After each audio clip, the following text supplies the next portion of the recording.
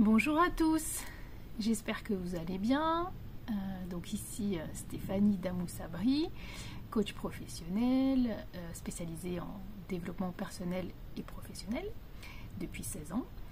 Et donc aujourd'hui j'avais envie de vous parler de la notion d'objectif et d'un modèle, un concept, un acronyme qui est souvent utilisé dans ce thème-là, qui est le modèle SMART.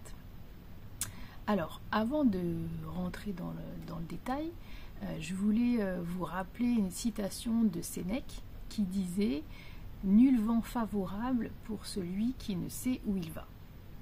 Et donc, effectivement, nous avons coutume de penser qu'un objectif, s'il est bien posé, s'il est clair, il sera plus aisé de l'atteindre.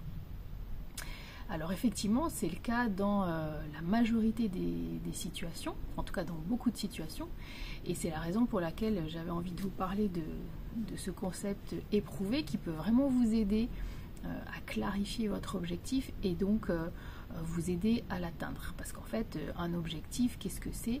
C'est un résultat que l'on souhaite atteindre.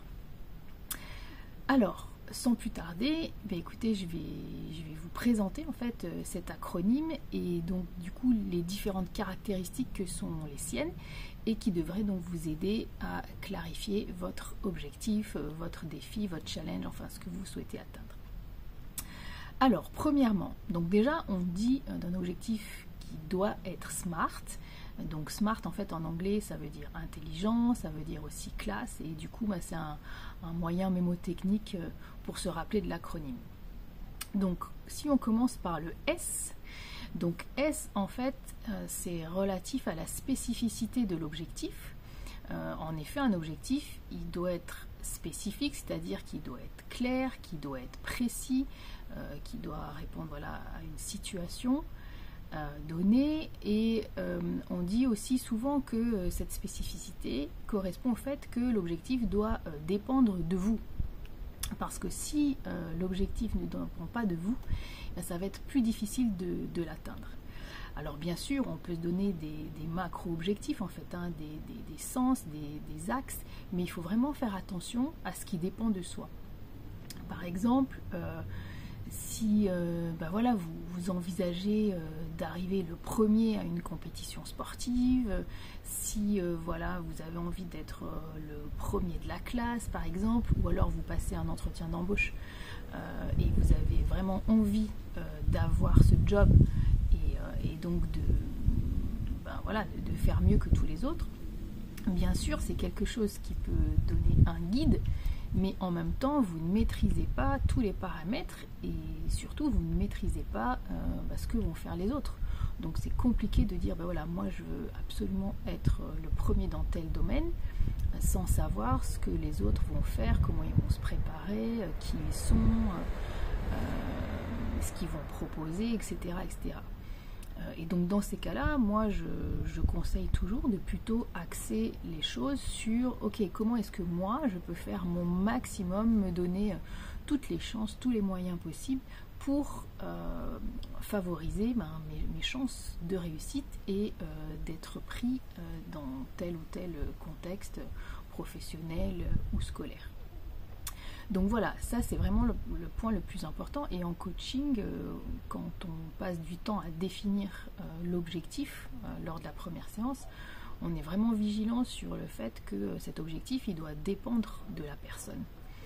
Si par exemple vous avez envie que le climat soit plus serein à la maison et que vous avez envie que vos enfants, votre conjoint, votre conjointe aient certains comportements, certaines attitudes, communiquent plus avec vous par exemple, ou se mettent en action pour participer aux tâches de la maison, etc. etc.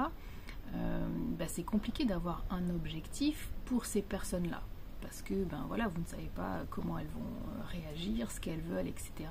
Par contre, vous pouvez tout mettre en œuvre pour communiquer votre envie, votre besoin et les solliciter pour trouver ensemble une situation qui vous convienne. Voilà, donc je pense que vous avez saisi l'idée de l'objectif qui doit dépendre de vous essentiellement. Sinon, les autres paramètres sont plus délicats à gérer. Alors, ensuite, donc ça c'était pour le S. Ensuite, pour le M. Alors le M, il veut dire mesurable. Mesurable, ça veut dire tout simplement que vous allez définir des éléments précis, des indicateurs qui vont vous permettre de savoir tout simplement si vous l'avez atteint ou si vous n'avez pas atteint votre objectif. Donc si par exemple vous dites, voilà, moi j'aimerais perdre du poids, ok, d'accord, mais c'est quand même plus précis et plus mesurable de dire, voilà, je voudrais perdre 5 kilos, et comme ça, vous saurez, est-ce que j'en ai perdu 5, est-ce que j'en ai perdu 3, est-ce que j'en ai gagné 2. Donc là, vous avez un indicateur qui vous permet de mesurer si l'objectif il est atteint ou pas. Donc ça aussi, c'est très important.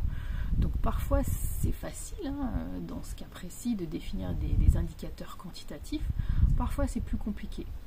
Donc, je vous invite à réfléchir, voilà, une fois que j'aurai atteint ce défi, ce challenge, cet objectif, je voudrais quoi comme résultat? À quoi je vais le voir en fait que je l'ai atteint? Comment je le saurai? Donc ça peut être aussi un ressenti à l'intérieur de vous. Comment est-ce que je me sentirai versus comment je me sens aujourd'hui? Est-ce que j'aurais produit des choses tangibles? Est-ce qu'il y a des choses que je pourrais toucher? Est-ce que voilà, j'aurais fait une liste d'éléments particuliers? Est-ce que je le verrai dans mon quotidien? Et à quoi je le verrai?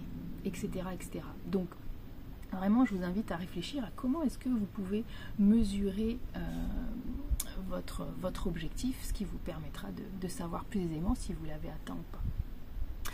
Ensuite, le A. Alors, le A, il y a plein de possibilités pour le A. Souvent, des personnes vont dire oui, il faut que l'objectif soit atteignable, il faut qu'il soit applicable, il faut qu'il soit acceptable. Ok, moi je ne me retrouve pas forcément dans ces mots. Moi, il y en a 3 que j'aime bien pour le A. Le premier, c'est affirmatif. Affirmatif, pourquoi? Parce que on dit souvent que le cerveau il a du mal avec la négation. En effet, si par exemple je vous dis ne pensez pas à un éléphant rose, qu'est-ce qui se passe dans votre tête? Vous allez penser à l'éléphant rose. Ça peut être très fugace, très rapide. Peut-être qu'après le rose va devenir gris, peut-être que vous allez mettre une croix rouge dessus, un écran noir, enfin votre cerveau va trouver une stratégie.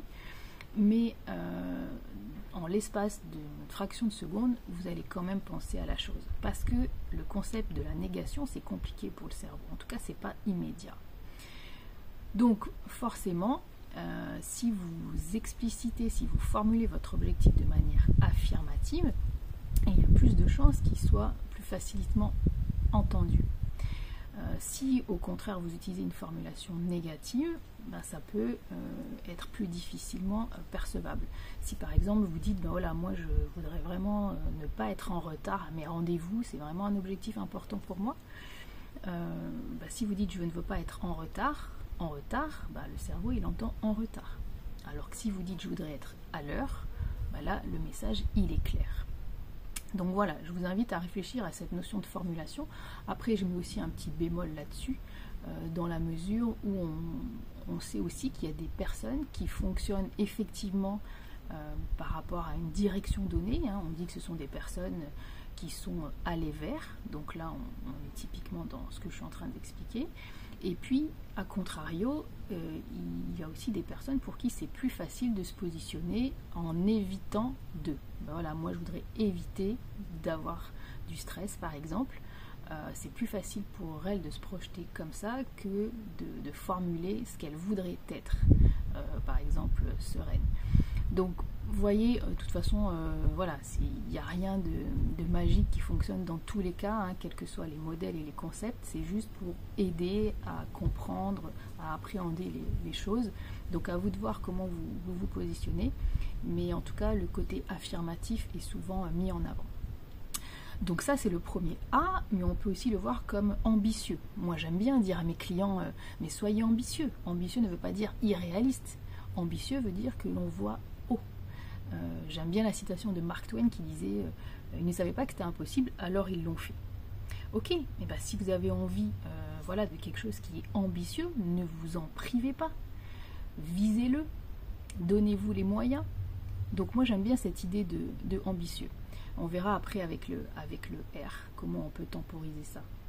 Donc affirmatif, ambitieux, et moi j'aime bien aussi la notion d'alignement. C'est important que l'objectif il soit aligné sur vos valeurs.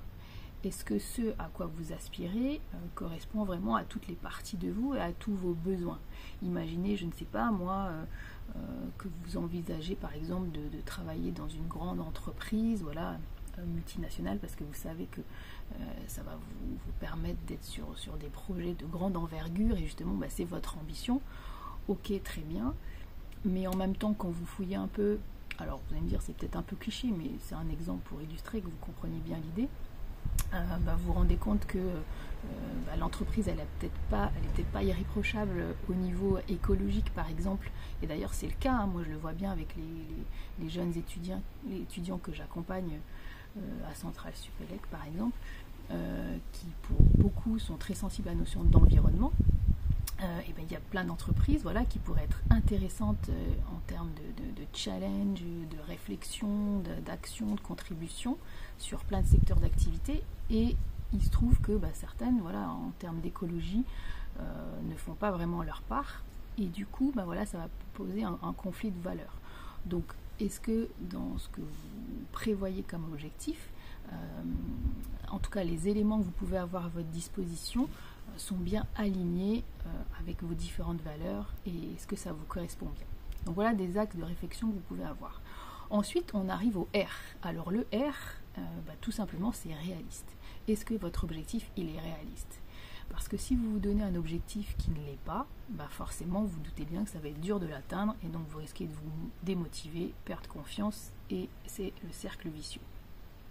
Donc à vous de voir comment vous pouvez vous assurer que oui, certes, il est ambitieux, parce que voilà, il a un certain niveau d'exigence, vous ne l'avez pas atteint jusqu'ici, mais vous pouvez vous en donner les moyens. Et comment est-ce que vous pouvez savoir que il est réaliste? Si je reviens à mon exemple de perte du poids, évidemment, si je dis voilà, je voudrais perdre 20 kilos en une semaine, forcément, à moins d'avoir une action chirurgicale très forte, ça ne va pas être possible. Donc, essayez de prendre des indicateurs, demandez aussi des informations autour de vous, et puis surtout, centrez-vous à l'intérieur de vous, et prenez des éléments aussi tangibles qui mixent intuition et rationalité pour vous donner une idée de tiens, est-ce qu'il est bien réaliste cet objectif. Donc voilà pour le R. Et le T aussi est très important. Le T, c'est positionner dans le temps. Et je dis il est très important parce que si vous ne donnez pas de temps, ce n'est pas un objectif. Il y a une personne qui disait les objectifs sont des rêves avec des dates limites. J'aime bien cette idée-là. À partir du moment où vous ne mettez pas de date, pas de temporalité, ça va rester un doux rêve en fait, un vœu pieux. Dès que vous commencez à le positionner dans le temps, là, ça va être concret, et vous allez pouvoir avancer vers la réalisation de cet objectif. Et donc justement, une fois que vous avez défini un temps, voilà, par exemple, moi je voudrais atteindre cet objectif, ce challenge d'ici 3 semaines, d'ici 3 mois, d'ici 6 mois, vous n'allez pas vous mettre en action de la même manière. Donc tant que vous dites par exemple oui, un jour j'aimerais faire le tour du monde, ou oui, un jour j'aimerais bien avoir ma propre maison, voyager avec ma famille, etc. Très bien, mais si vous dites pas tiens voilà, je voudrais que ce soit dans X temps, ça va être compliqué de vous mettre à l'action. Une fois que vous avez défini cette temporalité, alors bien sûr elle peut évoluer dans le temps, ça c'est aussi la vie, il y a parfois des imprévus, mais au moins vous vous donnez un cap et vous faites un rétro-planning, c'est-à-dire que vous vous projetez au moment où sera réalisé votre objectif, et vous dites voilà, si ça je veux le réussir dans 3 mois par exemple. Moi c'est ce que je dis aussi beaucoup à mes étudiants qui ont des problèmes d'organisation souvent importants. Ok, qu'est-ce qu'il faut que tu aies fait juste avant, la semaine d'avant et un mois avant. Et comme ça, on recule, d'où le nom de rétro-planning, et on revient jusqu'à aujourd'hui. Donc voilà un petit peu des pistes, des caractéristiques qui peuvent vous aider pour définir un objectif le plus clair possible, et du coup qui va maximiser ses chances d'être atteint. D'ailleurs, c'était Abraham Lincoln qui disait un objectif bien défini, c'est 50% de sa réalisation. Donc à vous de voir si ça vous parle et si ce SMART en fait il vous semble intéressant à appliquer. Après, je voulais juste rajouter aussi une petite chose, c'est que en programmation neurolinguistique, on rajoute souvent un E à la fin du SMART. Donc je ne sais pas, pour ceux qui connaissent le concept, si vous avez aussi cette notion-là. Le E, en fait, pour écologique. Écologique, donc on connaît souvent cette appellation par rapport à l'environnement, mais en PNL, écologique, ça veut dire pour son environnement, mais plus largement que la nature, hein, ça peut être aussi son entourage, justement, et aussi pour soi. C'est-à-dire, vous pouvez vous poser la question, est-ce qu'il n'y a pas d'inconvénient à atteindre cet objectif ? Ce serait quoi l'inconvénient pour l'environnement autour, pour les personnes et pour moi-même? Est-ce qu'il y en aurait? Qu'est-ce que ça m'empêcherait si je l'atteignais? Et en fait, c'est important de se poser cette question-là parce que ça peut remettre en question complètement la valeur, la véracité, l'importance de l'objectif. Si par exemple, si vous avez un job, imaginez vous vivez en province et puis vous rêvez d'un job dans une grande société qui est à Paris, parce que vous savez que ça va vous ouvrir des opportunités, et que vous vous interrogez sur l'impact que ça peut avoir dans votre environnement proche, c'est important en fait de le mesurer et de prendre votre décision en fonction avant de vous engager de manière plus approfondie dans le processus.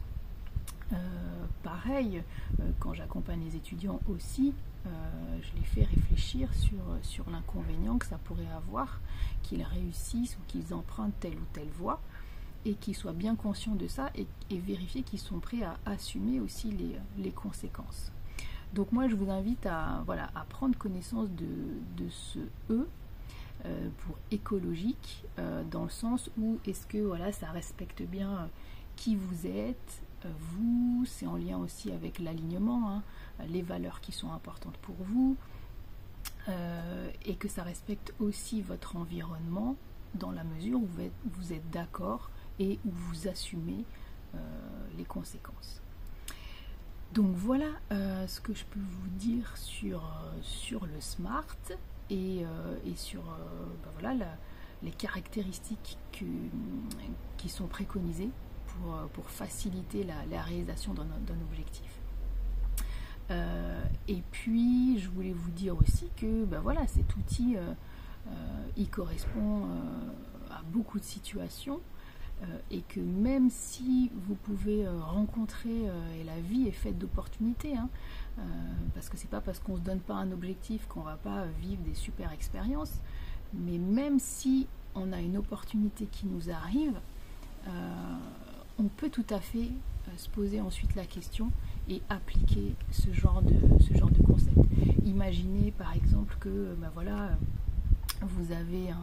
vous discutez avec un ami, vous lui expliquez vos projets professionnels, et puis il vous dit ah mais oui, justement je pense que ça pourrait intéresser une personne de mon entourage. Ah génial, rencontrons-nous. Et bien même si vous n'aviez pas prévu de rencontrer cette personne, et que donc vous n'avez pas fait un objectif SMART par rapport à ça, une fois que l'opportunité est arrivée, rien ne vous empêche de réfléchir à comment vous pourrez aborder au mieux cet entretien qui est arrivé sous forme d'opportunité.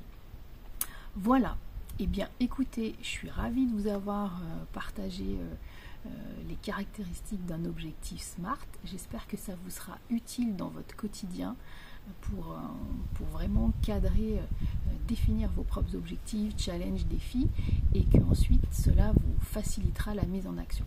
En tout cas, n'hésitez pas à me faire part de vos expériences. Je serai ravie de savoir comment vous les avez utilisées. Voilà, et bien écoutez, je vous souhaite une belle journée et je vous dis à très bientôt. Ciao ciao.